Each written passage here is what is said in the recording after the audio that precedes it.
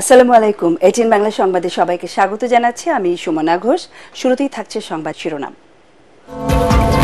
সামাজিক ন্যায় বিচার প্রতিষ্ঠা ও রাষ্ট্র সংস্কারই সরকারের প্রধান চ্যালেঞ্জ বললেন প্রধান উপদেষ্টা ডক্টর মোহাম্মদ ইউনূস। জুলাইয়ের ঐক্যবদ্ধ শক্তি বদলে দিয়েছে ইতিহাসের গতিপথ। সংসদ না থাকায় এই মুহূর্তে সংবিধান সংশোধন বা পুনর্লিখনের কোনো সুযোগ নেই জানালেন অ্যাটর্নি জেনারেল। একনায়কতন্ত্র প্রতিষ্ঠার পথ বন্ধের পক্ষে নাগরিক প্রতিনিধিরা। অন্তর্বর্তী সরকারের কিছু সিদ্ধান্ত জন আকাঙ্ক্ষা বিরোধী মনে করেন বিএনপির ভারপ্রাপ্ত চেয়ারম্যান তারেক রহমান। পরাজিত শক্তি দেশে বিদেশে এখনও সক্রিয়। স্থানীয় সরকার নির্বাচনে দলীয় প্রতীক ও ইভিএম মেশিন বাতিলের পক্ষে সংস্কার কমিশন। কোনো বিশেষ গোষ্ঠীর স্বার্থ সংরক্ষণ নয় বললেন বদিউল আলম মজুমদার। সামাজিক ন্যায় বিচার প্রতিষ্ঠা ও রাষ্ট্র সংস্কারই অন্তর্বর্তী সরকারের প্রধান চ্যালেঞ্জ বলে মন্তব্য করেছেন প্রধান উপদেষ্টা ডক্টর মোহাম্মদ ইউনূস। তিনি বলেন, জুলাইয়ের ঐক্যবদ্ধ শক্তি দেশের ইতিহাসের গতিপথ পরিবর্তন করেছে। রাজধানীতে বঙ্গোপসাগর সংলাপ শীর্ষক এক আন্তর্জাতিক সেমিনারে দেশবাসীকে ধৈর্য ধরার আহ্বান জানিয়ে প্রধান উপদেষ্টা বলেন, আগামীতে একটি নতুন দেশ উপহার দিতে বর্তমান সরকার কাজ করছে। বিস্তারিত জানাচ্ছেন সৈয়দ রিয়াজ। রাজধানীর একটি হোটেলে বেসরকারি সংস্থা centre for governance studies CGS আয়োজিত বে অব বেঙ্গল কনভারসেশনের উদ্বোধন করেন প্রধান উপদেষ্টা ডক্টর মোহাম্মদ ইউনূস। একটি ভঙ্গুর বিশ্ব প্রতিপাদ্য নিয়ে 3 দিনের এই আন্তর্জাতিক সংলাপে বিভিন্ন দেশের 200 বক্তা, 300 প্রতিনিধি ও 800-র মতো অতিথি 77টি সেশনে অংশ নেয়ার কথা রয়েছে। অনুষ্ঠানে উদ্বোধনী বক্তৃতায় প্রধান উপদেষ্টা অন্তর্বর্তী সরকার প্রতিষ্ঠায় তরুণ প্রজন্মের আত্মত্যাগের কথা তুলে ধরেন। It's the work of millions of voices of the entire nation, voices that have demanded change, voices that continue to push us all to build a future based on human rights, freedom of speech, justice and inclusion. সকল চড়াই উতরাই পেরিয়ে আগামীতে একটি নতুন দেশ উপহার দেওয়ার লক্ষ্যে বর্তমান সরকার কাজ করছে বলেও জানান doctor Yunus. Let us create a new civilization. This civilization has failed us. From environmental perspective alone, it has turned out to be a self-destructive civilization. From economic perspective, it has led to extreme accumulation of wealth. এ সময় অন্তর্বর্তীকালীন সরকারের প্রধান উপদেষ্টা সামাজিক ব্যবসা চালুর মাধ্যমে মানুষের সমস্যা সমাধান ও বেকারত্ব দূর করা সহ কার্বন নিঃসরণকেও শূন্যের কোঠায় নামিয়ে আনার তাগিদ দেন। We need to create a world of 3 zeros. Zero net carbon emission, zero wealth concentration by introducing social business to solve people's problems rather than maximizing profit. Zero unemployment by turning young people into entrepreneurs rather than job seekers, which we do now. 3 দিনের এই আন্তর্জাতিক সংলাপে গণমাধ্যমের স্বাধীনতা ও অপতথ্য, জলবায়ু পরিবর্তন, বাণিজ্য, ভূরাজনীতি এবং মানবাধিকার নিয়ে আলোচনা হওয়ার কথা রয়েছে। সৈয়দ রিয়াজ, এটিএন বাংলা, ঢাকা। সংসদ না থাকায় এই মুহূর্তে সংবিধান সংশোধন বা পুনর্লিখনের কোনো সুযোগ নেই বলে মনে করেন অ্যাটর্নি জেনারেল মোহাম্মদ আসাদুজ্জামান।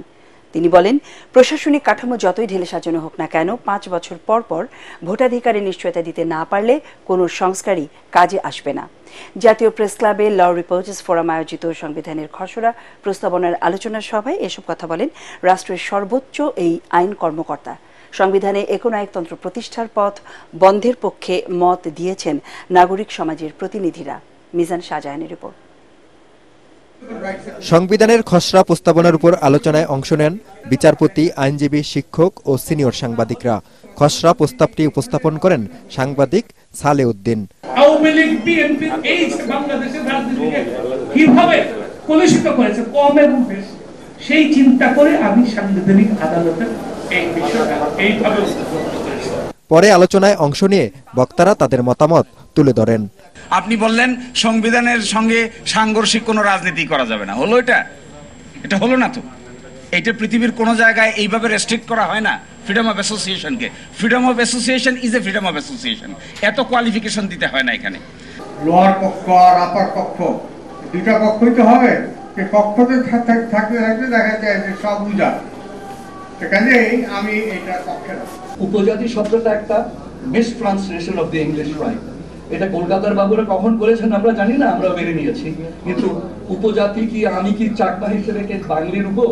নির্বাহী বিভাগ থেকে বিচার বিভাগ আলাদা করার মামলায় আলোচিত বিচারক মাজদার হোসেন বলেন, ব্যক্তি স্বার্থে বারবার উপেক্ষিত হয়েছে জনস্বার্থ। সংবিধানকে বারবার ব্যক্তি স্বার্থে এবং ম্যালাফাইড ইন্টেনশনে সংশোধন করা হয়েছে, জনস্বার্থে নয়। এক নায়ক বা এক নায়িকাতন্ত্র থেকে বেরোতে হলে গণতন্ত্রের পক্ষে যদি আমাদের এগোতে হয়, অবশ্যই আমার মনে হচ্ছে সংবিধানের কিছু কিছু জায়গায় জরুরি পরিবর্তন প্রয়োজন। প্রধান অতিথির বক্তব্যে অ্যাটর্নি জেনারেল মোহাম্মদ আসাদুজ্জামান বলেন, ইচ্ছে করলেই সংবিধানে হাত দেওয়া যায় না। আর্টিকেল 93 দিকে যদি একটু তাকান, তাহলে এই প্রস্তাবনাগুলো এই সরকারের জায়গা থেকে সংবিধান সংশোধনের কোন উদ্যোগ বা প্রস্তাবনা নিতে পারবেন কিনা সেই জায়গাটা আপনাদের ভেবে দেখা দরকার। 93-তে অর্ডিন্যান্স আকারে আপনি সবকিছু করতে পারবেন, শুধু সংবিধান সংশোধন ছাড়া। ল রিপোর্টার্স ফোরামের উদ্যোগকে স্বাগত জানিয়ে খসড়া প্রস্তাবনাকে পরিমার্জন করে সংবিধান সংস্কার কমিশনের কাছে উপস্থাপনের পরামর্শ দেন রাষ্ট্রের সর্বোচ্চ এই আইন কর্মকর্তা। মিজান শাহজাহান, এটিএন বাংলা, ঢাকা। রাষ্ট্র মেরামতের কাজ করতে গিয়ে অগ্রাধিকার ঠিক করতে ভুল করলে তা অন্তর্বর্তী সরকারের অদক্ষতা হিসেবে বিবেচিত হবে বলে জানিয়েছেন বিএনপির ভারপ্রাপ্ত চেয়ারম্যান তারেক রহমান। গণবিপ্লবের মাধ্যমে আসা সরকারের কিছু সিদ্ধান্ত জন আকাঙ্ক্ষা বিরোধী দাবি করে তিনি বলেন, জনগণ অন্তর্বর্তী সরকারের উপর আস্থা রাখতে চায়, এ বিষয়ে পদক্ষেপ নিতে হবে তাদেরই।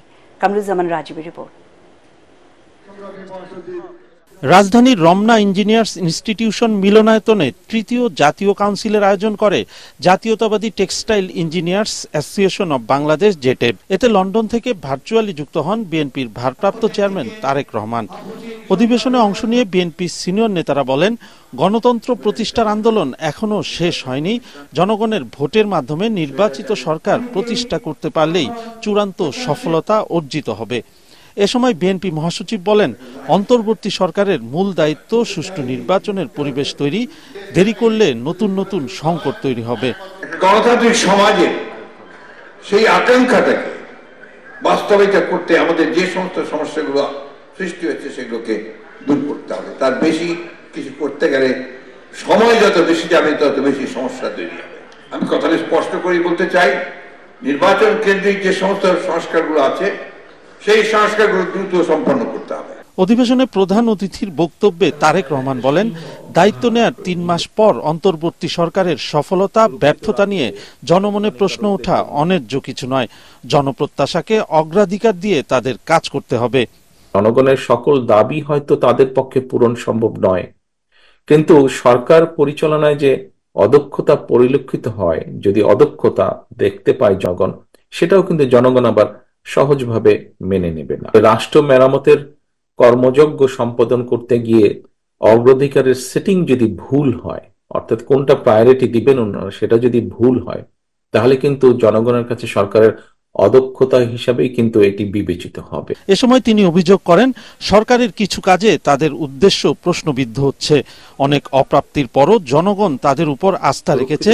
ষড়যন্ত্রকারীরা যাতে সফল হতে না পারে তা নিশ্চিতে জন আকাঙ্ক্ষাকে গুরুত্ব দেওয়ার আহ্বান জানান তিনি। ওরা কিন্তু ওত পেতে আছে যে কিভাবে এই অন্তর্বর্তীকালীন সরকারকে ব্যর্থ করে দেওয়া যায়। এইরকম একটা পরিস্থিতিতে অন্তর্বর্তীকালীন সরকারের কিছু কিছু সিদ্ধান্ত মনে হয় তারা জন আকাঙ্ক্ষার, জনগণের যে আকাঙ্ক্ষা সেটার প্রতি ভ্রুক্ষেপ করতে বোধহয় চাইছেন না। তো জনগণ কিন্তু এখনো এই সরকারের উপর আস্থা রাখতে চাইছে, তারা আস্থা হারাতে চাইছে না।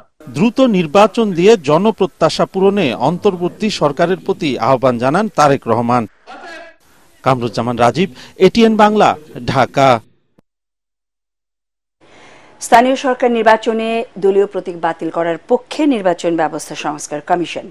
একই সাথে বর্তমান ইভিএম মেশিনেরও পরিবর্তন চায় কমিশনের সদস্যরা। নির্বাচন বিটের সাংবাদিকদের সাথে মত বিনিময়ে এসব কথা বলেন তারা। এ সময় আওয়ামী লীগের মতামত না নেওয়া প্রসঙ্গে কমিশন প্রধান ডক্টর বদিউল আলম মজুমদার বলেন, শিক্ষার্থীদের রক্তের ঋণের কাছে দায়বদ্ধ বলেই এমন সিদ্ধান্ত। বিস্তারিত একরামুল হক সায়েমের রিপোর্টে। নির্বাচন কমিশন বিটে কর্মরত সাংবাদিকদের সংগঠন reporters forum for election and democracy আরএফপির সাথে মতবিনিময় করে নির্বাচন ব্যবস্থা সংস্কার কমিশন। এ সময় নির্বাচনের খবর সংগ্রহ ও প্রচারে প্রতিবন্ধকতা দূর করা সহ নানা সুপারিশ তুলে ধরেন সাংবাদিকরা।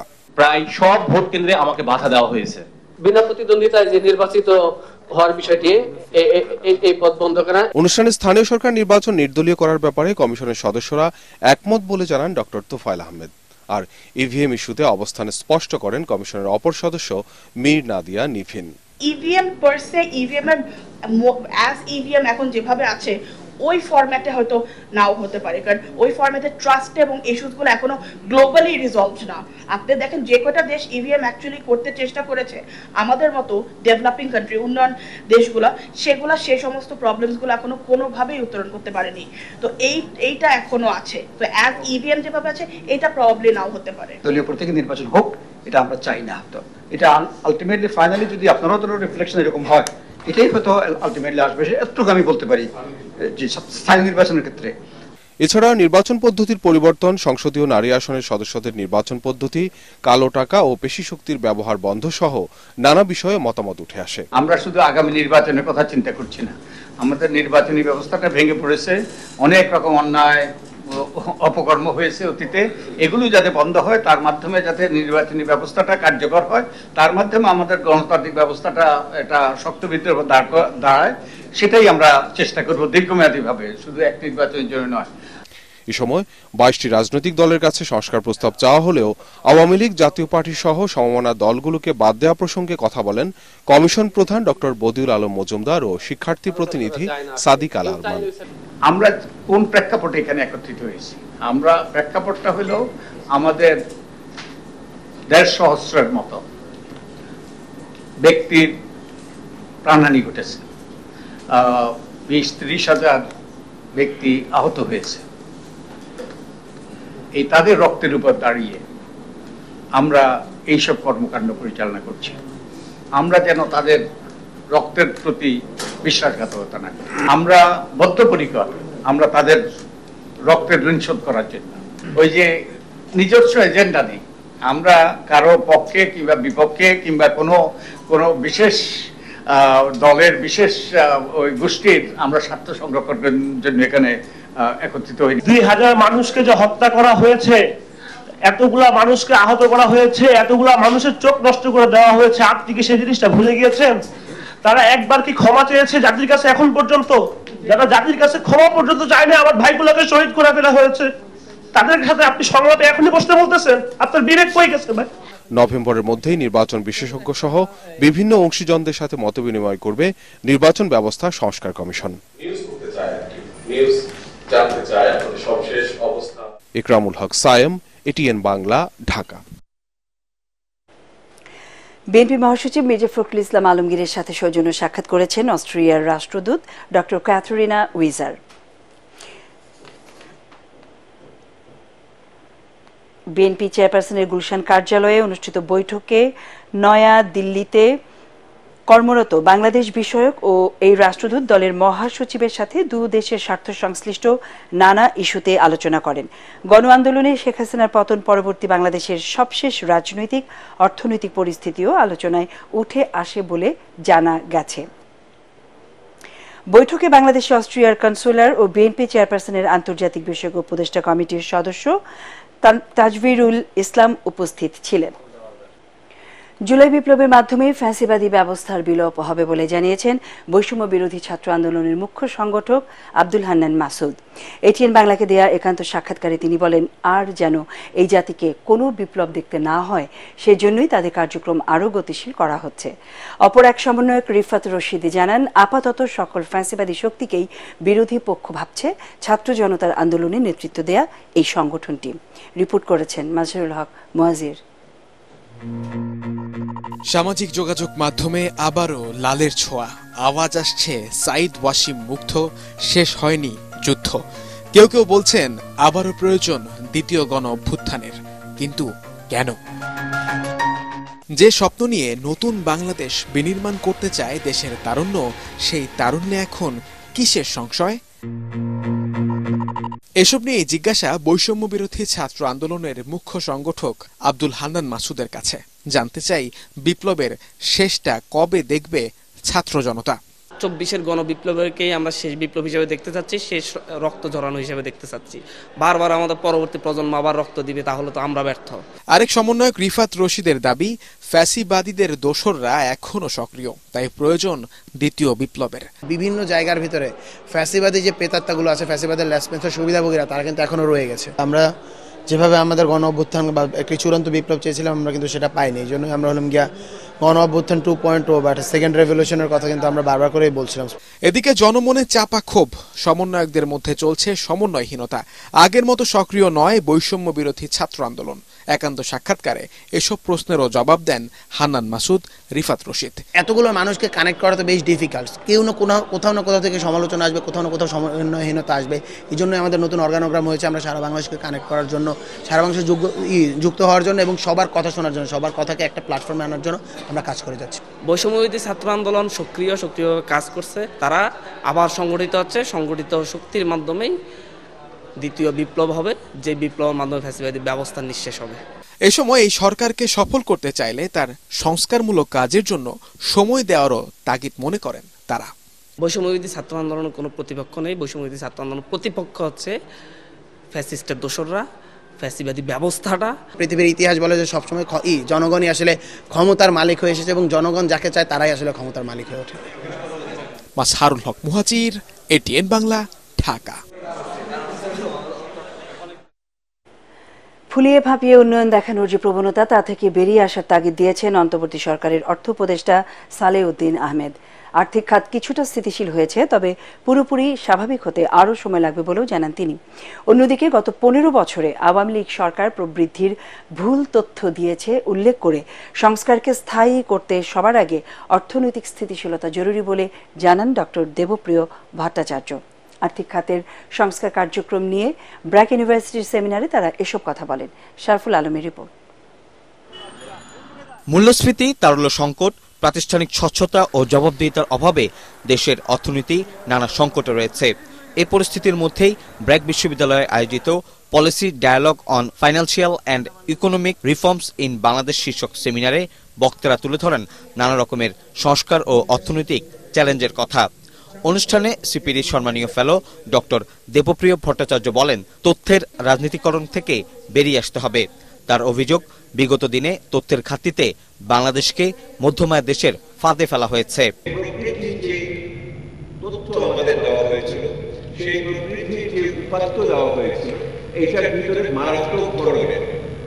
সমস্যা ছিল তথ্য উপাত্তের রাজনীতিকরণ করা হয়েছে। ওই স্টেবিলাইজেশন করে যদি সংস্কার না করতে পারে ঠিক মতো সময়ের ভিতরে, 15 বছরের কাজ যদি 15 মাসে না শেষ করতে পারে, তাহলে আমি ডেমোক্রেটিক ট্রানজিশনের কথা বলছি, সেটাও কিন্তু সমস্যায় পড়ে যাবে। অনুষ্ঠানে অর্থ উপদেষ্টা ডক্টর সালেউদ্দিন আহমেদ বলেন, আওয়ামী লীগ আমলে আর্থিক খাতে ব্যাপক লুটপাট করা হয়েছে। ভবিষ্যতে কেউ লুটপাট করে অর্থ পাচারের চেষ্টা করলে ধরা পড়বে বলেও হুঁশিয়ারি করে দেন তিনি। আমরা যে সংস্কারগুলি করছি সেগুলি আমরা একটা ফুটপ্রিন্ট রেখে যাব, যে অ্যাটলিস্ট সেই পরম্পরা অনুসরণ করে রাজনৈতিক চালে, অর্থনৈতিক চালে, এটা ইন্টারনাল ফ্যাক্টর, বাইরের ফ্যাক্টর আছে, ট্রেড, ফাইন্যান্সিয়াল, অন্তর্বর্তীকালীন সরকারের সংস্কার কার্যক্রম রাজনৈতিক দলগুলোকেও ভবিষ্যতে অনুসরণ করার পরামর্শ দেন অর্থ উপদেষ্টা। শরফুল আলম, এটিএন বাংলা, ঢাকা। স্বৈরাচারী শেখ হাসিনা ও তার সহযোগীরা আবারও দেশকে নানাভাবে অস্থিতিশীল করার চেষ্টা করছে বলে অভিযোগ করেছেন বিএনপি চেয়ারপারসনের উপদেষ্টা আব্দুস সালাম। দীর্ঘদিন পর দেশে ফেরা নিউ ইয়র্ক বিএনপি নেতা সেলিম রেজাকে দিয়ে সেলিম রেজাকে নিয়ে দলের প্রতিষ্ঠাতা সাবেক রাষ্ট্রপতি জিয়াউর রহমানের সমাধিতে শ্রদ্ধা জানানো শেষে তিনি একথা বলেন। প্রয়োজনীয় সংস্কার শেষে দ্রুত জাতীয় নির্বাচনের দাবিও জানান তিনি। এ সময় সেলিম রেজা বলেন, শেখ হাসিনার অনুসারীরা বিদেশে মাটিতে বসে বাংলাদেশকে নিয়ে যেসব অপপ্রচার চালাচ্ছে, সঠিক তথ্য তুলে ধরার মাধ্যমে প্রবাসীরা তা মোকাবেলা করবে।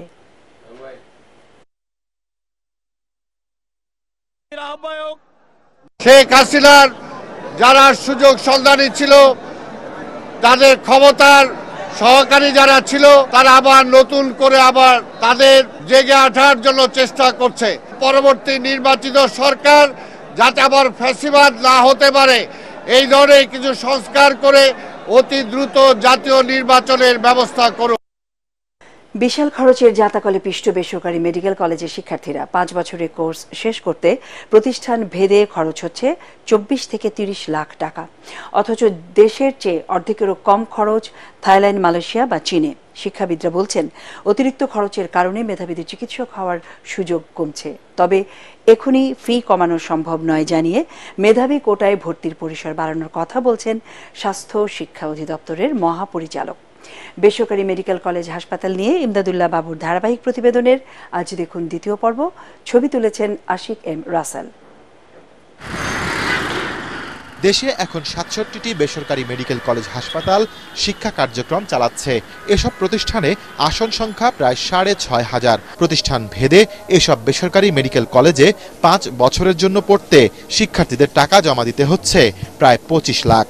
এর সাথে রয়েছে মাসিক ফি 8 থেকে 10,000 টাকা। সব মিলে সেই খরচ দাঁড়ায় প্রায় 30 থেকে 35 লাখ টাকা। স্বাস্থ্য শিক্ষা অধিদপ্তর প্রতি শিক্ষাবর্ষে ফি নির্ধারণ করে দেয়। 18 লাখ টাকা দিয়ে ভর্তি হয়েছি, তারপরে তো হচ্ছে মান্থলি 8,000 করে দিতে হচ্ছে। আবার একার পক্ষে হচ্ছে এই কস্টিংটা বেয়ার করা খুবই সমস্যা। এমবিবিএস এবং বিডিএস কোর্সের কারিকুলাম বিশ্বব্যাপী প্রায় একই। তথ্যমতে বাংলাদেশে যে পরিমাণ অর্থ এমবিবিএস করতে খরচ হচ্ছে, এর অর্ধেক খরচ চীনে ডাক্তারি পড়তে। সমাজে যারা নাকি ধনী মানুষ থাকেন, বিভিন্ন প্রতিষ্ঠান, তারা আসলে এই ধরনের বিভিন্ন ছাত্রদেরকে স্কলারশিপ দিতে পারে। তাহলে মেধাবী ছাত্ররা বেসরকারি মেডিকেলগুলোতে পড়ার সুযোগ পান করছে। ঢাকাতে আপনি যে কোনো একটা ক্লিনিকের ডাক্তারের বেতন 30,000 টাকা। আজ থেকে 5 বছর পরে 40-45 হাজার ডাক্তার যদি বাংলাদেশের ডাক্তারের সঙ্গে যুক্ত হয়, তাহলে দেশে আসলে ডাক্তারদের পেশাগত অবস্থান, অর্থনৈতিক অবস্থান কেমন হবে একটু চিন্তা করা উচিত। ঢাকার সব বেসরকারি মেডিকেল কলেজ ঢাকা বিশ্ববিদ্যালয় অধিভুক্ত। এসব কলেজে দেশি শিক্ষার্থী প্রতি নিবন্ধন ফি নেওয়া হয় 5 থেকে 10,000 টাকা। আর কলেজ অধিভুক্তি ফি বছরে 2 কোটি টাকা নেয় ঢাকা বিশ্ববিদ্যালয় কর্তৃপক্ষ। এতে বেড়ে যাচ্ছে শিক্ষার্থীদের পড়াশোনার খরচ। আমরা এবার ফিটা কিস্তিতে দেওয়ার ব্যবস্থা করেছি। এর ফলে এককালীন যে টাকাটা দিতে হতো একটা পরিবারের জন্য, যেটা একটা কঠিন বোঝা হয়ে দাঁড়াতো, সেটা যখন 3 কিস্তিতে দেওয়ার সুযোগটা পাচ্ছে, তাতে এটা কিছুটা সহনীয় পর্যায়ে তাদের জন্য এসেছে। প্রত্যেকটা মেডিকেল কলেজকে 5% স্টুডেন্টকে দরিদ্র মেধাবী কোটায় সুযোগ দেবার কথা। আমরা কঠোরভাবে এটাকে বাস্তবায়ন করব। তবে কবে থেকে কমবে ফি, এ নিয়ে কোনো সুসংবাদ দিতে পারেননি স্বাস্থ্য শিক্ষা অধিদপ্তরের মহাপরিচালক। ইমদাদুল্লাহ বাবু, ATN বাংলা, ঢাকা। বিএনপি ভারপ্রাপ্ত চেয়ারম্যান তারেক রহমান দেশে ইতিবাচক রাজনীতির সূচনা করেছেন, যা মানুষের মনে নতুন আশার সঞ্চার করেছে বলে মন্তব্য করেছেন দলের কেন্দ্রীয় নেতা সাবেক মন্ত্রী রুহুল কুদ্দুস তালুকদার দুলু। নাটোরের নলডাঙ্গায় স্থানীয় বিএনপি আয়োজিত জনসভায় তিনি আরও বলেন, সরকার বা বিরোধী দল যে অবস্থানেই থাকুক না কেন, বিএনপি ইতিবাচক ও জনকল্যাণী রাজনীতি করে যাবে। অ্যাডভোকেট দুলু বলেন, শেখ হাসিনার নির্দেশে দেশে কেউ বিশৃঙ্খলা সৃষ্টির চেষ্টা করলে জনগণ তা প্রতিহত করবে। বিএনপির এই নেতা বলেন, কোনো স্বৈরাচার গণ আন্দোলন ক্ষমতা হারানোর পর কখনো আবার ক্ষমতায় ফিরে আসতে পারেনি। আওয়ামী লীগ আগামী 40 বছরেও আর ক্ষমতায় আসতে পারবে না। 100 দিন অতিবাহিত হলেও রাষ্ট্রের উপরে অন্তর্বর্তী সরকারের নিয়ন্ত্রণ প্রতিষ্ঠিত হয়নি বলে মন্তব্য করেছেন ইসলামী আন্দোলন বাংলাদেশের আমির মুফতি সৈয়দ মোহাম্মদ রেজাউল করিম। তিনি রাষ্ট্র সংস্কার শেষ করে দ্রুত নির্বাচনী রোডম্যাপ ঘোষণার দাবি জানান। রাজধানীর পল্টনে দলীয় কার্যালয়ে চলমান রাজনৈতিক পরিস্থিতি নিয়ে সংবাদ সম্মেলনে তিনি এসব কথা বলেন। উপদেষ্টা নিয়োগে স্বচ্ছতা, দ্রব্যমূল্য ও আইনশৃঙ্খলা পরিস্থিতি নিয়ন্ত্রণ, পতিত স্বৈরাচার সরকারের বিচার সহ 6 দফা দাবি তুলে ধরেন ইসলামী আন্দোলন বাংলাদেশের আমির। ক্ষমতা নেয়ার পর থেকে 1-1.5 বছরের বেশি না হওয়া উচিত। এবং সেটা সুনির্দিষ্ট তাদের একটা পরিষ্কার রোডম্যাপ নির্বাচনের ব্যাপারে বলা উচিত। কারণ এ ব্যাপারে সাধারণ মানুষ এবং রাজনৈতিক দলগুলো অনেকটাই কিন্তু চিন্তাযুক্ত যে আসলে তাদের চিন্তাটা কি, তারা কি চায়, এ ব্যাপারটা পরিষ্কার করা উচিত। আল আরাফা ইসলামী ব্যাংক অর্থ সংবাদ।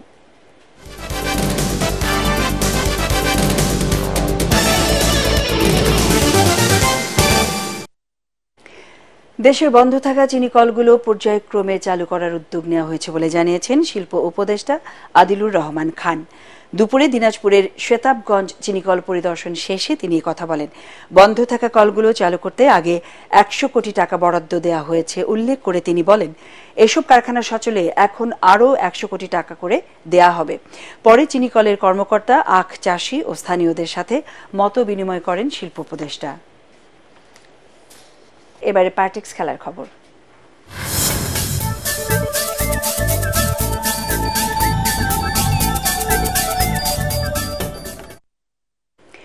সাফ চ্যাম্পিয়ন নারী ফুটবল দলকে বাংলাদেশ অলিম্পিক অ্যাসোসিয়েশন BOA ও বাংলাদেশ সেনাবাহিনী যৌথভাবে 1 কোটি টাকা অর্থ পুরস্কার দেবে। BOA ভবনে সভা শেষে কথা জানান BOA সহ সভাপতি ও মিডিয়া কমিটির চেয়ারম্যান শেখ বশির আহমেদ মামুন। এছাড়া 2025 সালে বাংলাদেশ গেমস আয়োজন এবং প্রতি বছর 2টি করে ম্যারাথন আয়োজনের সিদ্ধান্ত হয়। আরও জানাচ্ছেন পরাগ আরমান। বৈষম্য বিরোধী ছাত্র আন্দোলনের পর অন্যান্য ক্ষেত্রের মতো পরিবর্তনের হাওয়া লেগেছে বাংলাদেশ অলিম্পিক অ্যাসোসিয়েশন BOA-তেও। নতুন সভাপতি নির্বাচিত হয়েছেন সেনাপ্রধান জেনারেল ওয়াকারুজ্জামান। তিনি আজ প্রথম BOA ভবনে আসেন এবং সভা করেন। বেশ কিছু সিদ্ধান্তও নেওয়া হয় এই সভায়। মিটিং শেষে BOA মিডিয়া কমিটির চেয়ারম্যান শেখ বশির আহমেদ মামুন জানান, সদ্য সাফ চ্যাম্পিয়ন নারী ফুটবল দলকে BOA ও সেনাবাহিনী যৌথভাবে 1 কোটি টাকা অর্থ পুরস্কার এবং সম্বর্ধনা দেবে। সাফ এতে যে মহিলা ফুটবল টিম যে তারা চ্যাম্পিয়ন হয়েছে তাদেরকে আমরা একটা সম্বর্ধনা দিব। আমরা এবং সেনাবাহিনী যে দুজনে আমরা একসাথে হয়ে আমরা 1 কোটি টাকা দিব তাদেরকে। 2025 সালের ডিসেম্বর মাস পর্যন্ত বর্তমান কমিটির মেয়াদ রয়েছে। নতুন নির্বাচন না হওয়া পর্যন্ত এই কমিটি দায়িত্ব পালন করবে BOA-এর। তাছাড়া 2025 সালে বাংলাদেশ গেমস আয়োজন এবং এখন থেকে প্রতি বছর 2টি করে ম্যারাথন আয়োজন করার সিদ্ধান্ত নেওয়া হয় BOA-এর এই সভায়। 2025-এ বাংলাদেশ গেমস করব, ডেটটা ফিক্স করা হবে। আমরা একটা ম্যারাথন করব, আমরা ম্যারাথন একটা করি, আমরা বছরে 2টা ম্যারাথন করব। কাজের সুবিধার জন্য অলিম্পিক ভিলেজ নির্মাণের সিদ্ধান্ত হয় BOA-এর এই সভায়। ওই 3-4টা জায়গা আমরা এখন সেনাবাহিনীর তত্ত্বাবধানে সার্ভে রিপোর্টটা করায় আনবো খুব কুইকলি নিয়ে আমরা সরকারের কাছে চাবো। না পেলে আমরা নিজেদের অর্থায়নে হলেও জায়গা কিনে আমরা অলিম্পিক ভিলেজ তৈরি করব। 3 থেকে 4 মাসের মধ্যে AGM করে BOA-এর নির্বাচনের তারিখ ঘোষণা করা হবে বলে জানান মিডিয়া কমিটির চেয়ারম্যান। পরাগ আরমান, ATN বাংলা, ঢাকা। সংবাদ শেষ করব, তার আগে শিরোনামগুলো আরো একবার। সামাজিক ন্যায় বিচার প্রতিষ্ঠা ও রাষ্ট্র সংস্কারই সরকারের প্রধান চ্যালেঞ্জ বললেন প্রধান উপদেষ্টা ডক্টর ইউনূস। জুলাইয়ের ঐক্যবদ্ধ শক্তি বদলে দিয়েছে ইতিহাসের গতিপথ। সংসদ না থাকায় এই মুহূর্তে সংবিধান সংশোধন বা পুনর্লিখনের কোনো সুযোগ নেই জানালেন অ্যাটর্নি জেনারেল। একনায়কতন্ত্র প্রতিষ্ঠার পথ বন্ধের পক্ষে নাগরিক প্রতিনিধিরা। অন্তর্বর্তী সরকারের কিছু সিদ্ধান্ত জন আকাঙ্ক্ষা বিরোধী মনে করেন বিএনপির ভারপ্রাপ্ত চেয়ারম্যান তারেক রহমান। পরাজিত শক্তি দেশে বিদেশে এখনো সক্রিয়। স্থানীয় সরকার নির্বাচনে দলীয় প্রতীক ও EVM মেশিন বাতিলের পক্ষে সংস্কার কমিশন। কোনো বিশেষ গোষ্ঠীর স্বার্থ সংরক্ষণ নয় বললেন বদিউল আলম মজুমদার। আমাদের পরের সংবাদ দেখার আমন্ত্রণ জানিয়ে এখনকার মতো শেষ করছি। ATN বাংলা সংবাদ ইউটিউবে দেখতে ব্রাউজ করুন youtube/ATN বাংলা নিউজ। ধন্যবাদ।